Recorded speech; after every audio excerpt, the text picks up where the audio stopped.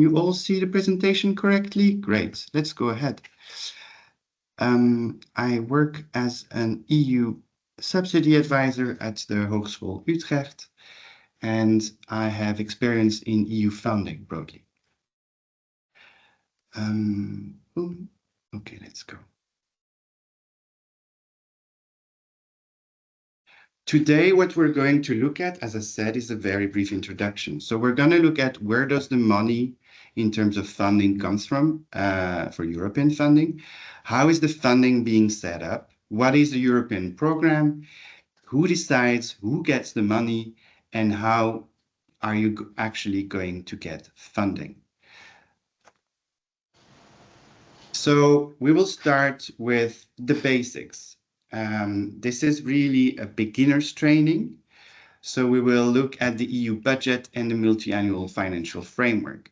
The EU functions in general with budgetary allocations that last for 7 years that are specifying how much money the EU members will contribute to the European budget and how the shared budget will be spent. This is the multi-annual financial framework, or MFF. This means that most EU funding programs are also following this 7-year duration. This explains also why sometimes some of you will notice that there are no calls for an extended period of time between two MFF, for example, or because funding for one MFF has been stopped.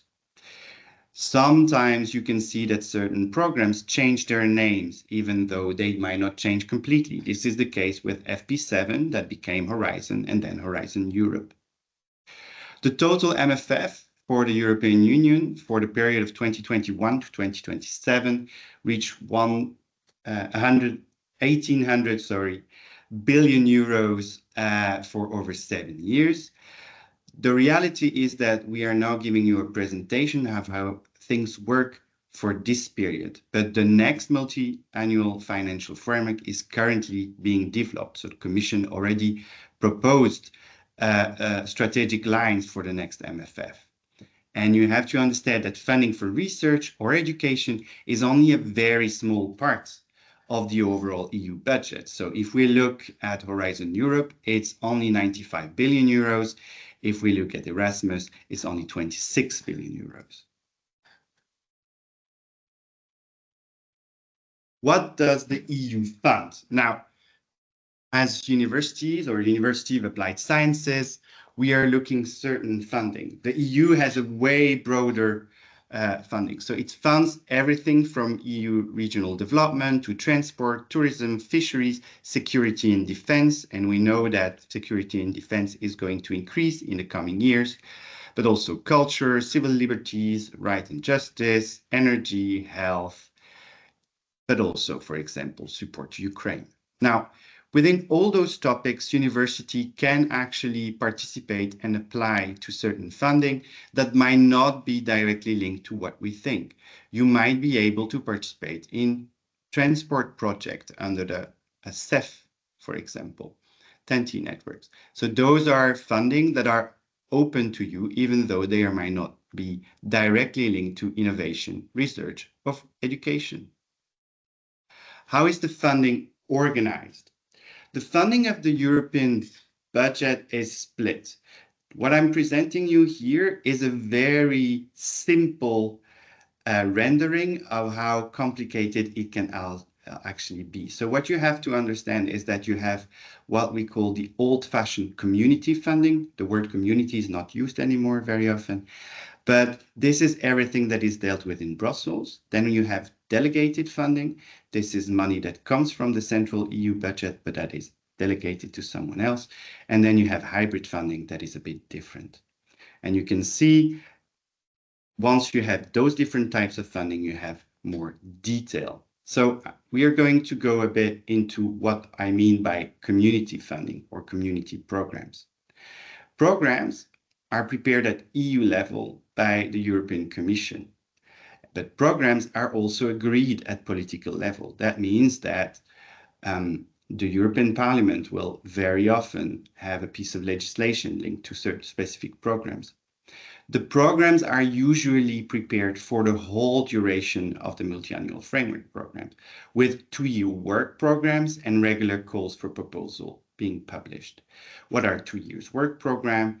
This means we are going to build a framework for 7 years. This we all agree on. We will have general objectives that are quite wide, but every 2 years, they will have a new calendar of potential goals that will be developed in order to address things that are more pressing at the moment.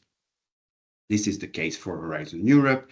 The new Horizon Europe work programs should be published somewhere in March this year. When you think about those kind of programs, of course, you have Horizon, but you also have CEF, which is 10T, which is transport program. You have Erasmus Plus, or you have LIFE for environmental purposes. Those programs, they can be open in some cases to third countries for participation, which means countries that are outside of the European Union. Those can be candidate countries, so countries with which the European Union already had agreements. It's the case of Ukraine, it's the case of Moldova, it's the case of West Balkan countries, and I think it was the case of Georgia. But it can also be open to countries such as Canada, and we have association rights, for example, with countries that are being developed, like Korea. Management within community program is organized by specific executive agencies. So they fall under direct lead of the Commission, but they are not the Commission. Some of you might know the names of CINEA, EASMA, ESEA. Those are executive agencies. They organize the evaluation of the calls for subsidies, and they also organize the management of the project when the subsidy is validated. What is delegated funding? Delegated funding is something that works within the framework of a specific action. So the EU will come with a legislation. Think about the European Social Fund or the European Regional and Development Fund or the cohesion policy. Then member states, regions, cooperation structures will submit, in some cases, their own program within this legislation to the European Commission. The call for proposals that will fall under those programs are actually often less targeted. And this means that applicants can actually apply starting from their own ID and focus within specific priorities. So in case of regional development, you might have programs that are looking at the development of SMEs. So you can support SMEs through specific funding with your own project ID, and it will not be a top-down call. The EU might validate the programs, or in some cases not. Certain programs might take years before being validated. So in some cases, you cannot rely on the sources of funding. Management is assured by national or regional agencies or by local authorities. It's not managed directly by Brussels, but there is oversight in Brussels. Those type of programs, they are the kind that are called Interact. For some of you, you have a map on the side of the Interact programs, the biggest ones, or the Just Transition Fund. Lastly, we have hybrid funding. Hybrid funding is a very diverse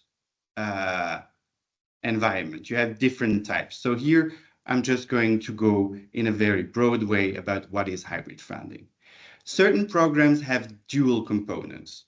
So certain actions are covered both at EU level, so that means with calls that are being emitted from the Commission, and other are done at national level. You can look at, for example, Erasmus Plus or ESF or AMIF. AMIF is for the migration. It's the migration fund of the EU. Certain actions are collaborative between member states and the EU. Those are called partnerships. The partnerships, they fall under Horizon. Some of you might know Driving Urban Transition Partnership.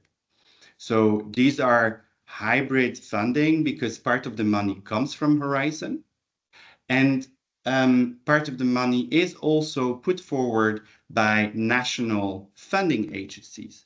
So you will have this mixture of national funding agencies that are actually supporting EU strategies. Hybrid funding does not mean that The local funding, or the funding you're going to get through those local representatives, is actually specifically adapted to local circumstances. It is more a question of how the tasks are delegated when it runs for money. The situation that we are presenting now is a situation that is valid for now. There are discussions in the next MFF about how things might look different. So be aware that this is valid for the next 2 years, and in 2 years, or maybe in a year and a half, when we have more clarity, we will give you an update of how the next MFF is going to look like.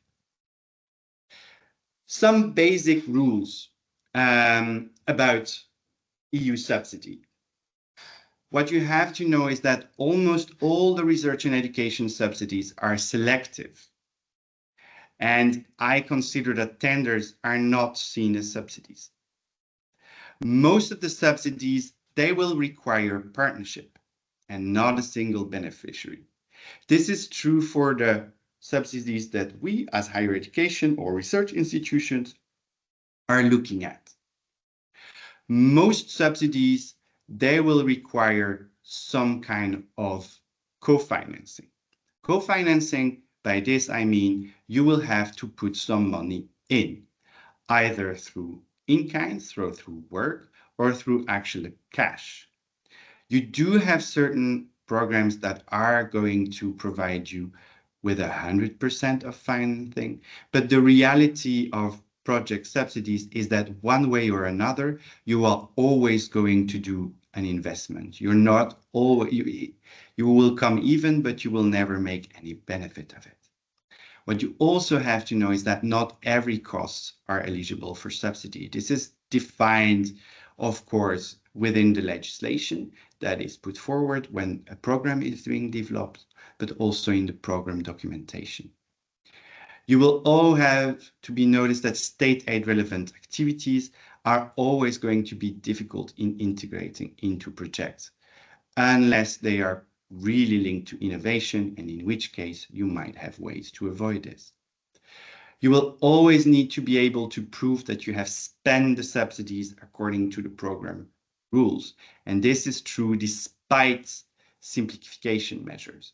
So I don't know if you all know, but for example, within Erasmus project at the moment, there is a functioning through lump sum, which means that there is no financial reporting that is necessary with documentation, as it was the case up until this last programming period.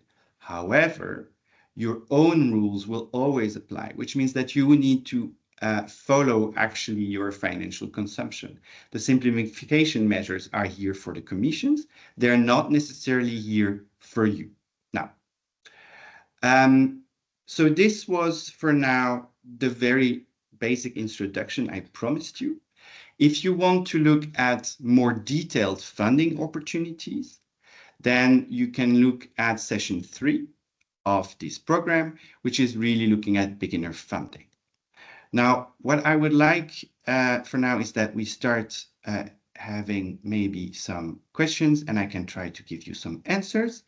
And once this is done, I would like you all please to take 5 minutes and actually fill in our evaluation. As I told you, this was a very short presentation. Thank you very much for your attention. And I think I'm going to go to the questions now, if there are any.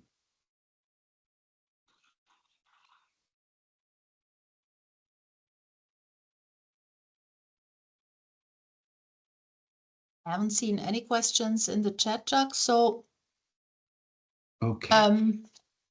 maybe people can just, I will stop recording and then. Yes, very well.